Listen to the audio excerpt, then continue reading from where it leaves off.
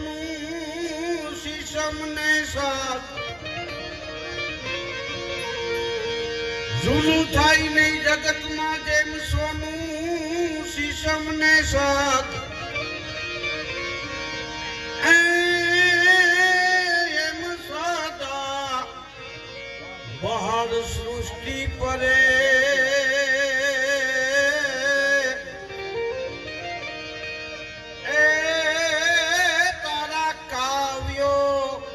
કવિવર કા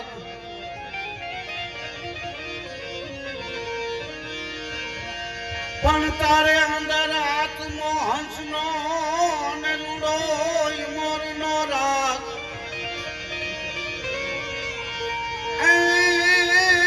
આટક હિસાબે કેવો પડે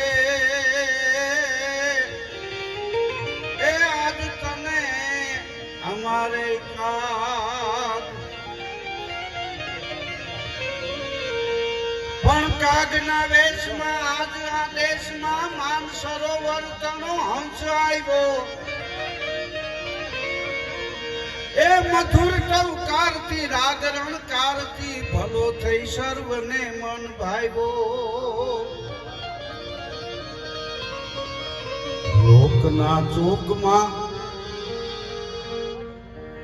લોકના ચોકમાં લોક સાહિત્ય તણી મુક્ત મને કરી મુક્ત નાણી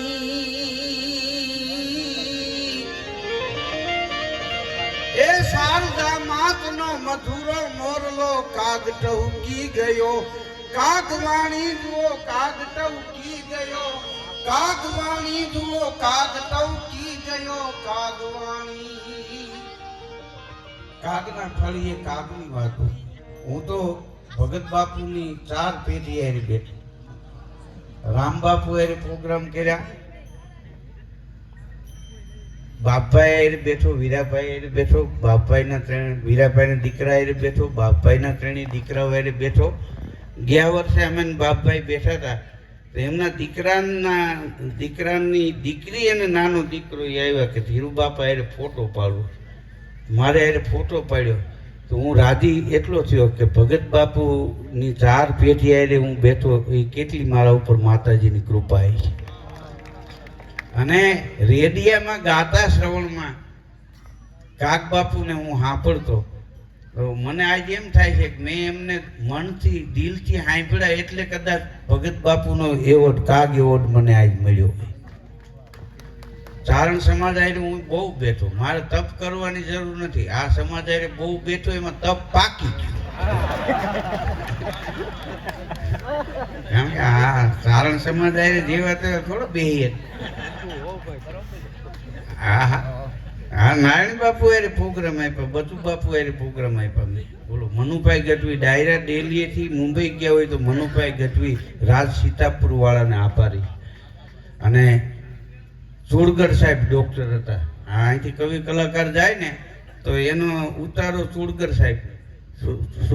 સાહેબને ન્યા હોય હા લાખાભાઈ ગઢવી હા ભીખુદાનભાઈ પ્રવીણદાનભાઈ ઈશ્વરદાનભાઈ લોક સાહિત્યની હરતી ફરતી યુનિવર્સિટી એટલે હરસુરભાઈ સત્ય હા અહીંયા કવિ કાનને જે સ્વર્ગસ એવોર્ડ મળ્યો દિવંગત એવોર્ડ કાગ એવોર્ડ એમનો પુત્ર સાગરભાઈ અહીંયા આવ્યો હતો પણ કવિ કાનને ભગત બાપુએ એમ કીધેલું કે કવિ કાન તું તો ગિરનારી કવિ છો ગિરનારી કવિનું ભગત બાપુએ કવિ કાનને બિરુદ આપેલ અને એટલે રાજ્ય બારોટે ભગત બાપુ માટે દુઓ લખ્યો કે ભલે ને અત્યારે ગમે એવા ડાયરા પશ્ચિમી સંગીત હાલી રહ્યો હોય પણ ભગત બાપુની કવિતા થોડી જૂની થાય જૂનું થાય નહીં જગતમાં સોનું શીશમ અને સાગ એમ સદા બહાર સૃષ્ટિ પરે તારા કાવ્યો કવિવર કાગ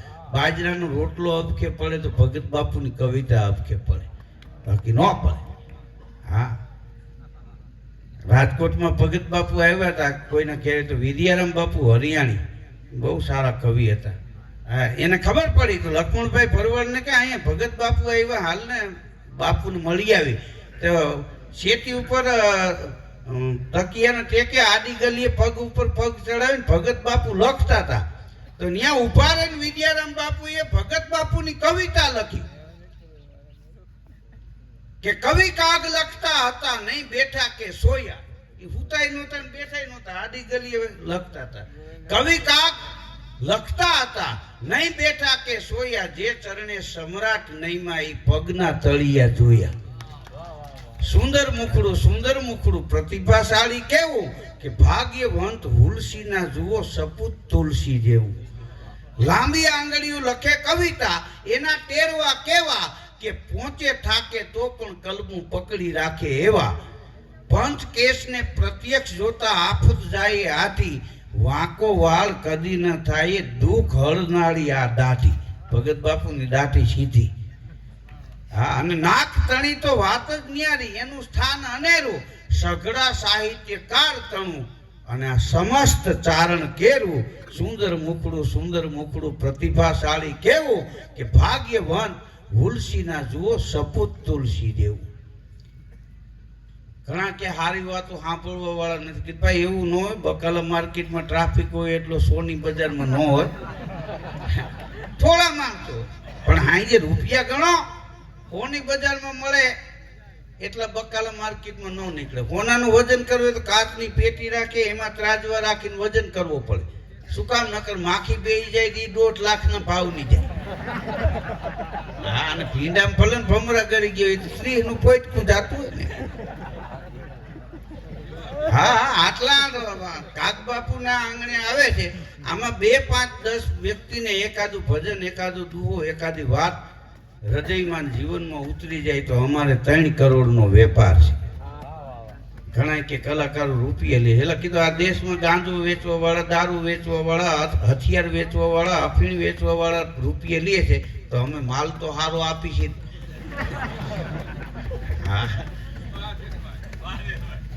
આમાં ખોટું દેવા જોઈએ, એમાં શું એમ. વલસાડમાં મારો પ્રોગ્રામ હતો. ભાઈ મને કે તમે પ્રોગ્રામ શું લ્યો? કીધું કાંઈ નહીં. તો કે મફત? કીધું હા, આવવા જવાના 3 લાખ થાય. પ્રોગ્રામ મફત છે પણ આ રન ના લઈ. હા, હમણાં હું રાજકોટમાં નીકળ્યો તો માંડવો નાખેલો, માણેકથમ રોપેલા, અને એક જુવાનને મારતા હતા 5-7 જણા. તો ગાડી ઊભી રાખવી ને હું ઉતરીને ગયેલા, ભાઈ હું કામ મારો? અરે મને કે અમારો મોટો દીકરો છે, નાના દીકરાને લગ્ન છે. તો મેં કીધું નાનાને પાઈટી બેહાર્યો છે ને આને મેથી પાક હું કામ દીધો મારોમાં? મને કે ઘરનો મામલો છે, અમે શું કામ મારતો હોય, તમે તમારું કામ કરો. પણ મેં કીધું મારો શું કામ? મને કે આ નાના દીકરાનો માંડવો છે ને, મોટાને 2000 લઈને મોકલો કે ફૂલ લઈ આવી, માંડવો શણગારવો છે, ફૂલ લેવા મોકલો, ફૂલ થઈને આવ્યું.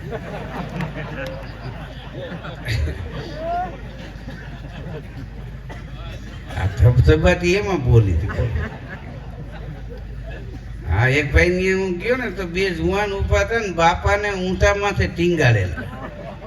એટલે મેં કીધું આ એટલે કોણ છે? મને કે અમારા બાપુજી છે, અમે 2 એના દીકરા છે. મેં કીધું બાપુજીને આમ ટીંગાડાય? મને કે એના કહેવાથી ટીંગાઈ જાય.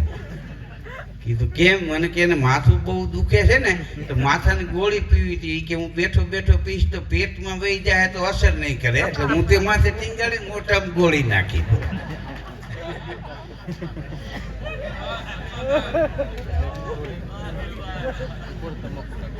આ રિયલી તમને દાંત આવે એ શરીર માટે ફાયદાકારક છે. લાઇફિંગ ક્લબમાં જઈને ખોટે ખોટા આટા ઢોટાઈ જાય. હા, રિયલી દાંત આવે ને દાંત કાઢો એની નિશાની કે દબાવો દાંત એમ વધારે આવે. હા, અને મારા પ્રોગ્રામમાં તો દાંત વિના નહીં દાંત કાઢે. હા, દાંત બાપભાઈ આ જ દાંત કાઢે ને કે બાપભાઈ નો દાંત કાઢે, એના દાંત કાઢે એટલે મારે આખું ભારત રાજી થઈ ગયું. પણ એક તમને કહી દઉં કે બાપભાઈ અને કાક આખો કાક પરિવાર મળવા જેવો પરિવાર છે. એનું મોને આપણને કંઈક કહી દે. દર વર્ષે આવા આયોજન કરવા, અને આ તો મોટા બાપના દીકરા જેવા તેવાથી ન થવાય. હા, આ પરિવારને ડેલી બંધ કરીને ચા ન પીવાય, આના બાયણા ખુલ્લા જ હોય. હા, ગમે ત્યારે ભગત બાપુનું નામ લઈને કોક આવે. હા, અને આ ફળિયામાં લખાણું, તારા આંગણિયા પૂછીને કોઈ આવે આવકારો મીઠો આપજે. કેમ તમે આવ્યા છો એમ ન કહેજે, એને ધીરે બોલવાનું દેજે રે, આવકારો મીઠો આપજે. અને બાકી તો ઇંગ્લિશમાં લખીને બેઠા હોય, આવો તો વેલકમ, જાવો તો ભીડકમ. આને કોણ સમજાવે? એક ભાઈ ન્યાય એના બે સંબંધીને એક હગાને ગયા, તો એનું કામ હતું તે હાજરમાં નહીં. બોલો, એનો નાનો ભાઈ હતો પ્રકાશ. તો રામ રામ કે ભાઈ નથી કે ના, એ તો બહાર ગયા છે. તો કે અમારે એનું કામ હતું, હાલો અમે રજા લઈ. તો પ્રકાશે પાણી નહીં પૂછ્યું નહીં. બોલો, તો ઓલા રસ્તામાં હામાં મળ્યા કે રામ રામ આમ કઈ બાજુ? કે તમારે ઘેરે ગયા હતા. કે મારો નાનો ભાઈ પ્રકાશ હતો ને? કે ના રે ના, ત્યાં તો અંધારું હતું. આવો પ્રકાશ હોય પાણીનું પૂછે? આનું નામ અંધારા ભાઈ રાખજો. હા, પ્રકાશ નામ રાખવાની જરૂર જ નથી. હા, નિશાળમાં મારો પ્રોગ્રામ હતો ને, એક વિદ્યાર્થી આવ્યો, મને કે ઓટોગ્રાફ આપો. મેં સહી કરીને કાગળ આપ્યો. હાલ તો થયું, મેં ઓલી બેને બોલાવ્યો. એટલે કીધું કેટલામાં ભણસ? કે ચોથું. કીધું સારું, મોટો થઈને શું થાય છે? મને કે ભાભો. તો મેં કીધું કાલથી તું ન આવતો. આ સમાજને લાયક બનવા મહેનત કરવી પડે. ઉંમર લાયક તો ખાટલામાં પડ્યા રીત થઈ જાય. હા, તમારે સ્વચ્છ થવું હોય તો સ્નાન કરવું પડે, મેલા થવાનો પ્રોગ્રામ ન હોય. હા, એમને એમ થઈ જાય ને. હા, હાદા થવાની દવા હોય. કોઈ કીધું સાહેબ હમણાં તાવ નથી આવ્યો, લ્યો એકાદી કાંઈક દવા એક આપો, 2 દી પછી તાવ આવે. હા, દવાખાને બાપા ગયા ને કે તબિયત બરોબર નથી. ડોક્ટર કે હું ખાતું તું? ઈ કે ઘેરે કોઈ હતું નહીં, 3 ખોખારા ખાતા. તારે જે દવા દેવી હોય એ દે. હા, દવાખાને ડોક્ટર સાહેબે ટેબલ ઉપર હુવડાવીને ઇન્જેક્શન ભરીને પછી પૂછ્યું શું થાય છે? બોલો કે મને જે થતું હોય, પણ ત્યાં ભર્યું ઈ છે નું ભર્યું ઈ તો કે.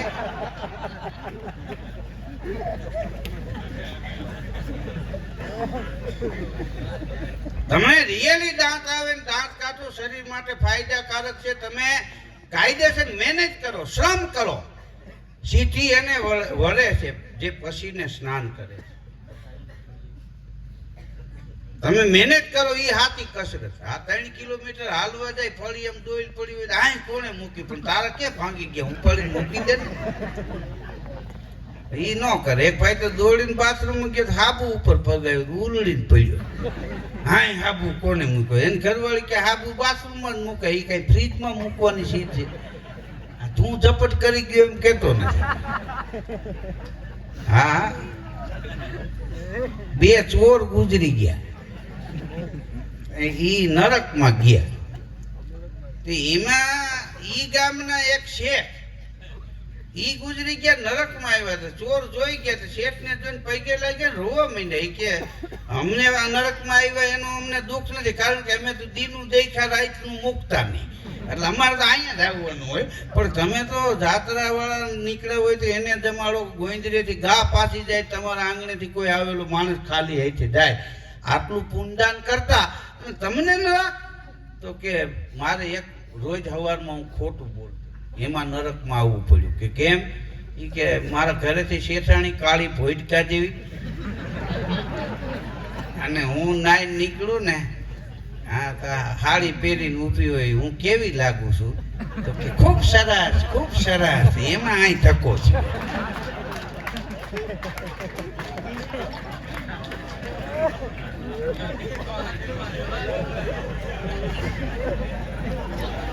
કારણ કે આ તો ભગત બાપુનું ફળિયું છે. હવે આપણા હગાને કંદોઈની દુકાન હોય, એને કીરે આપણે આંટો મારવા જાય, લાડવાન ગાંઠિયા ન લઈ જવાય શક્કરપારા. હવે એ તો રોજ ખાતા હોય. હા, ત્યાં કઈક બીજું લઈ જાય. આ ભગત બાપુને ત્યાં તો આપણે 2 વાત કરી બરોબર છે, પણ હું તો અહીંયા આવું તો કઈક ફરહાન લઈને આવું. હા, બધા રાજી થઈ જાય, થાક ઉતરી જાય. હા, તમે કોકનું દિલ દુભાવો, પાપ લાગે ને તો હજારોને રાજી કરો, એનું પુણ્ય લાગે. અને હાસ્ય બાળક જેવું હોવું જોઈએ, કોઈના હૃદયને ઠેંસ ન વાગવી. હા, બાળક જેટલું નિર્દોષ. હા, બાળક निर्दोष से चंदन है इस देश की मिट्टी, तपोभूमि हर गांव है, हर बाला देवी की प्रतिमा અહીં बच्चा बच्चा राम है। અમે કૈલાસ માન સરોવર ગયા ને, ત્યાં મેં કાગ બાપુને, દાદ બાપુને, તખતદાન રોહડિયાને, નારાયણ બાપુને, આપણે બધા કવિ કલાકારોને ત્યાં મેં યાદ કર્યા અને એના નામની અંજળી મેં માન સરોવરમાંથી ભરીને દીધી, કારણ કે ગાતા શ્રવણમાં ભગત બાપુને અમે સાંભળતા કે રૂપાળા સૌ રાખતા દેવો ભેળા દૂત, ભોળો રાખે ભૂત, એ તો કૈલાસ વાળો કાગડા, અને કૈલાસ કોઈ ન ગયા આગે કંઈક સુર અસુર થયા, ત્યાં તો એકલ મલ અવિનાશ, ઈ તો કોરોય ઠાકોર કાગળ.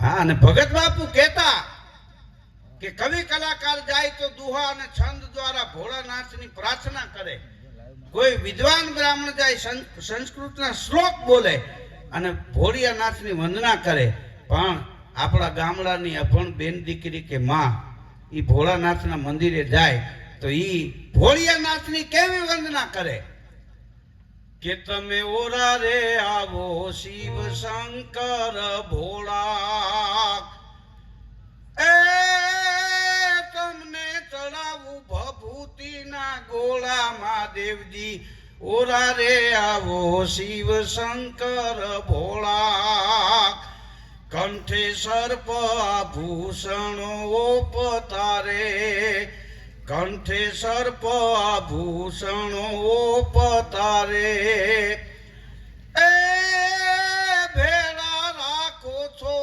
ભૂતના ટોળા, મહાદેવજી તમે ઓરા રે આવો શિવ શંકર ભોળા, તમને ચડાવું ભભૂતિના ગોળા, મહાદેવજી ઓરા રે આવો શિવ શંકર ભોળા. તો આ પ્રસંગે અહીંયા કાગના ફળીએ કાગની વાતું અને કાગ પરિવાર અને વિશ્વવંદની પૂજ્ય બાપુ મુખ મલકે વાતો કરે, મુખ મલકે વાતો કરે, સ્મરણ શ્વાસો શ્વાસ, હરિયાણી હર પળ મળો મને બાપુ મોરારી દાસ. તો બાપુની પ્રેરક ઉપસ્થિતિમાં અને ભગત બાપુના પરિવાર દ્વારા અહીંયા કાગ એવોર્ડથી મારું સન્માન થયું છે, એ બદલ કાગ પરિવારનો હું આભાર વ્યક્ત કરું છું અને આપ સૌ કાગના ફળીએ આવનાર તમામનો હું અહીંથી આભાર વ્યક્ત કરું છું. અને આ એવોર્ડ આપવાના હતા એવું અમને મનમાં નહોતું, અમે તો એ વખતથી અહીંયા આવતા.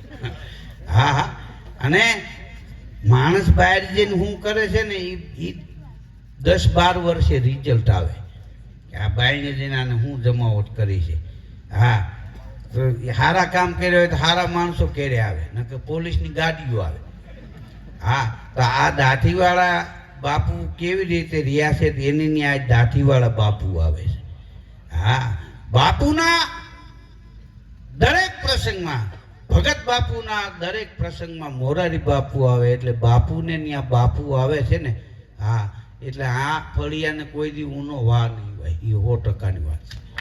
હા, અહીંયા રામની, ભગવાન શ્રી કૃષ્ણની, ભોળિયાનાથની અને સાધુ સંતની કૃપા આ પરિવાર ઉપર કાયમ ઉતરતી રહે એવી હું અહીંથી શુભકામના વ્યક્ત કરું છું.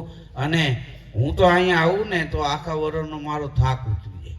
આ પ્રોગ્રામ કાંઈ બહાર જઈને જમાવવા એમાં કાંઈ વાંધો નથી, ગમે ત્યાં બીજે જઈને તો ગમે એ બોલો જ જામી જાય, પણ કાગના ફળીએ ને ચારણ સમાજમાં જમાવવું ને એ એક પરીક્ષા આપવા બરોબર છે. અહીંયા પાસ થાય એ વર્લ્ડમાં પાછા ન પડે. હા, આ એવું ફળ્યું છે. એટલે રેડિયામાં પરીક્ષા આપવી સારી, પણ આ ફળીએ પરીક્ષા અઘરી પડે. હા, ભલે બોલતા ન હોય પણ અહીં બેઠેલા એ તમામ શબ્દોના જાણકાર હોય કે આ દુહો શું કહેવા માગે, આ છંદ શું કહેવા. અત્તરની દુકાનમાં કામ કરતો હોય ને એને સાટવું ન પડે એટલી બાઈસ તો એમને મેં બેસી ગઈ હોય. હા હા, અને શિયાળામાં અત્તર છાંટવું હોય તો ગોઠણે છટાય, કારણ કે તૂટિયા વાળીને હોવો નાકનું લેવલ નહીં આવે. હા, એટલે આ પ્રસંગે મને આપ સૌએ સાંભળ્યો એ બદલ આપ સૌનો ખૂબ ખૂબ આભાર. જય માતાજી, જય મહાદેવ, જય સિયારામ. જય મહાદેવ, જય સિયારામ, જય મહાદેવ, જય સિયારામ. ધીરુભાઈને તાળીના ગડગડાટથી આવકારીએ. ધન્યવાદ છે ધીરુભાઈ.